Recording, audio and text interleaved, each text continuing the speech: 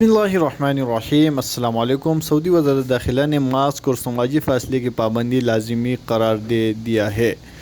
वज़ारत दाखिला ने एलामिया में कहा है कि मुतल्लिक़ सेहत इदारों की तरफ से मौसूल होने वाली रिपोर्ट में मुल्क में कोरोना वायरस की और इसकी नई किस्मों की ताज़ा तरीन सूरत हाल का अंदाज़ा होता है।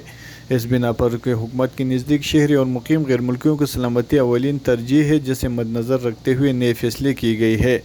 वज़ारत दाखिला ने कहा है फैसला किया गया है कि तमाम कुल्ली मकामात और बंद जगहों के अलावा तमाम सरगर्मियों और सोशल तकरीबात में मास्क और समाजी फासले की पाबंदी की जाएगी। इस फैसले की नफाज जुमेरात 30 दिसंबर से सुबह 7 बजे से होगा।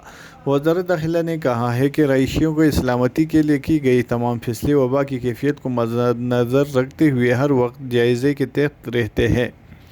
वज़ारत ने तमाम शहरी और मुकीम गैर मुल्कियों को नाफिज़ुल अमल SOPs की पाबंदी करने की हिदायत भी की है।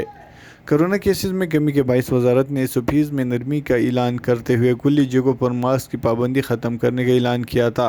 अब वज़ारत ने केसेस बढ़ते हुए शरह के बायस दोबारा मास्क और समाजी फासले की पाबंदी बरकरार रख दिया गया है और इसके बरअक्स फैसला कर लिया गया है।